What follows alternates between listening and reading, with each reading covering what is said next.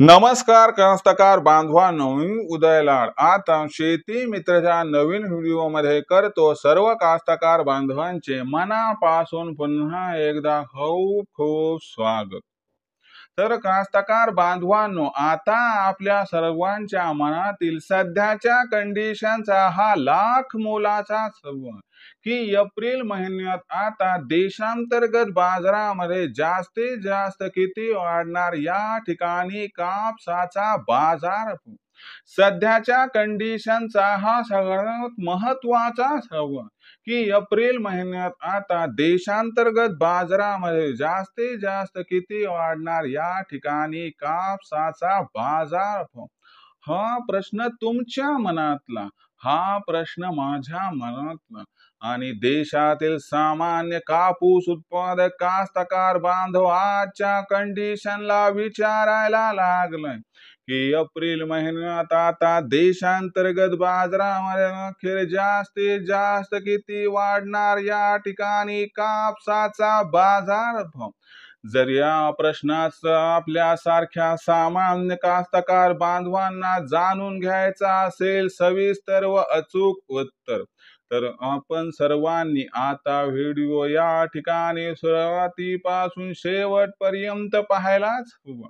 Video शेवटपर्यंत पाहत असताना जर आपल्या सर्वांना व्हिडिओ आवडला तर नक्की व्हिडिओस एकदा लाईक करा।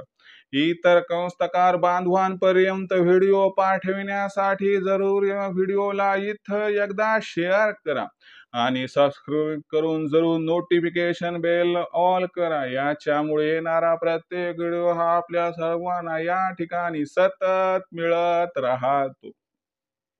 तर कास्तकार बांधवांनो, आता आपल्या सर्वांच्या मनातील सध्याच्या कंडिशनचा हा लाख मोलाचा सवाल की एप्रिल महिन्यात आता देशांतर्गत बाजारामध्ये जास्तीत जास्त किती वाढणार, या ठिकाणी कापसाचा बाजार भाव।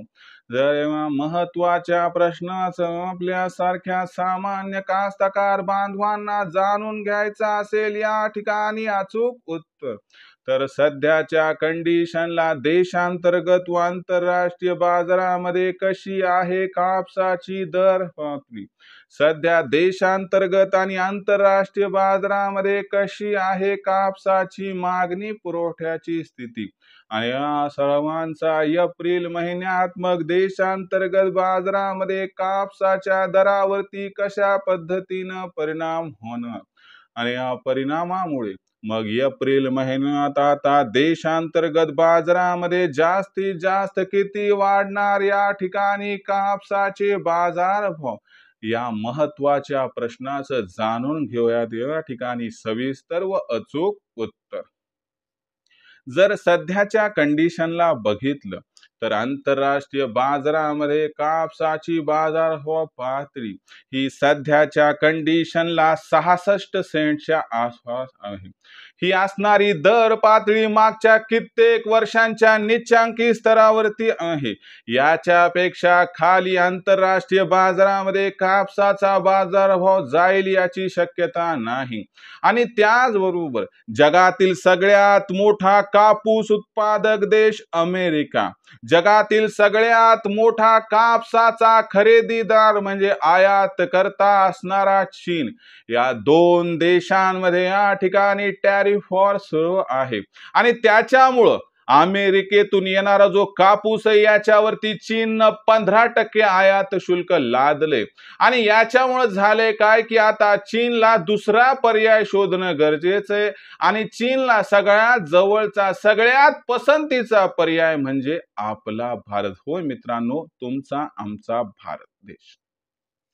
आता भारत एक तर वाहतुकीचा खर्च वाचवण्यासाठी अंतर जवळ आहे, विमा जवळ आहे, सगळं विचार केला तर काही टेन्शन नाही।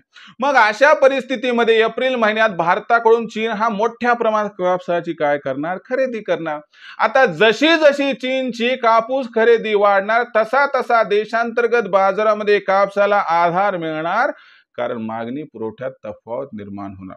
आणि दुसरीकडे तुम्हाला माहिती आहे की भारतातील कापूस उत्पादन जे पहिले 303 लाख गाठी होणार होतं ते आता सध्याच्या नवीन अहवालामध्ये 293 लाख गाठीच्या आसपास स्थिरावणार आहे, म्हणजे 10 लाख गाठीची कमतरता.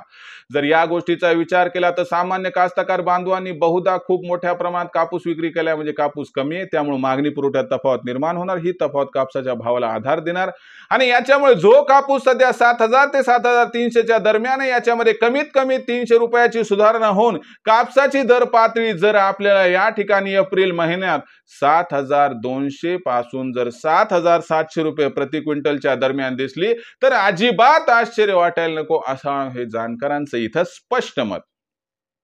मग अशा परिस्थितीमध्ये विक्रीचा विचार करणाऱ्या सामान्य कास्तकार बांधवांना माझा एवढाच सल्ला आहे की पावसाळ्यात कापूस त्या ठिकाणी स्टॉक करणं अडचणीचे, 31 मे पर्यंत विकणं गरजेचं आहे.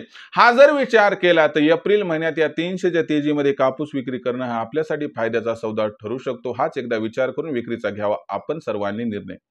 मला वाटतंय व्हिडिओ आपणास आवडला असेल लाईक करा, इतर कास्तकार बांधवांपर्यंत पाठवण्यासाठी शेअर करा आणि सबस्क्राईब करून जरूर नोटिफिकेशन बेलला एकदा ऑल करा.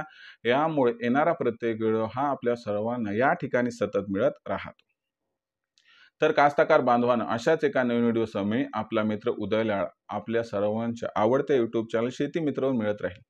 तोपर्यंत माझ्या प्रत्येक शेतकरी मित्राचे आणि कास्तकार बांधवाच्या आजच्या व्हिडिओमध्ये मनापासून पुन्हा एकदा खूप खूप आभार.